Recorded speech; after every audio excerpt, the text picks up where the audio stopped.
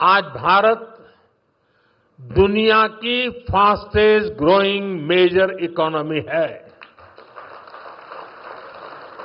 पिछले 11 इयर्स में हमारी इकोनॉमी 10वें नंबर से टॉप 5 में पहुंच गई।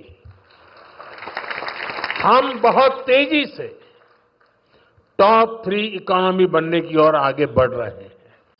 క్లిప్పింగ్ చూశారు కదా, ఆ మధ్య అమెరికా ప్రెసిడెంట్ డొనాల్డ్ ట్రంప్ పిచ్చి ప్రేలాపన చేసిండు. అది ఏంటంటే భారత ఎకానమీ డెడ్ ఎకానమీ, అంటే భారత యొక్క ఆర్థిక వ్యవస్థ చచ్చిపోబోతుంది అని ప్రేలాపన చేసిండు, అంటే వాగాడు. దాన్ని ఇంతవరకు అయితే చాలా రోజులు 2-3 రోజుల వరకు అయితే సమాధానం రాలేదు మన దేశం నుంచి.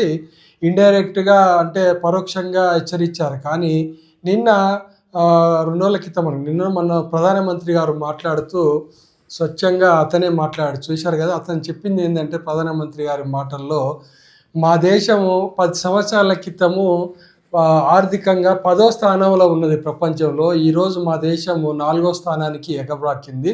తొందరలోనే ప్రపంచంలో 3వ స్థానానికి మా ఆర్థిక వ్యవస్థ పరుగులు పెడుతుంది అని చెప్పిండు. అంటే ఇది చెప్పకనే డొనాల్డ్ ట్రంప్కు, నువ్వు అన్నంత మాత్రాన భారతదేశం, మా దేశం ఏదో డెడ్ ఎకానమీ ఎప్పటికీ కాదు, మేము ఇంకా పరుగులు పెడతాము, మా ఆర్థిక వ్యవస్థ 3వ అతిపెద్ద ఆర్థిక వ్యవస్థగా ఆవిర్భవించబోతుంది, అది నీ కళ్ళతోనే చూస్తావు అనేటువంటి విషయాన్ని చెప్పకనే చెప్పినట్లయింది.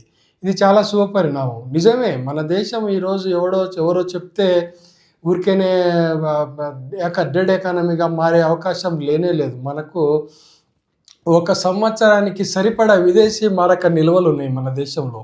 అంటే విదేశీ మారక నిల్వలు అంటే మన దేశానికి ఇప్పటి నుంచి డాలర్లు రావడం తగ్గిపోయినా సరే మన దేశం ఇంకా 1 సంవత్సర కాలం పాటు నిలబడగలుగుతుంది. అది చాలదా? ఈ లోపల మళ్ళీ వస్తానే ఉంటుంది విదేశీ మారక విలువ, ద్రవ్యం. సో అందువల్ల మనం భయపడాల్సింది ఏమీ లేదు. డొనాల్డ్ ట్రంప్ పిచ్చి ప్రేలాపనకు మనం సమాధానం ఇవ్వాల్సిన అవసరం కూడా లేదు. కానీ ప్రధానమంత్రి నరేంద్ర మోడీ గారు చాలా నీట్గా, క్లియర్గా డొనాల్డ్ ట్రంప్కు చెంప మీద కొట్టినట్టు సమాధానం చెప్పడము మనం చాలా హర్షించదగ్గ విషయం.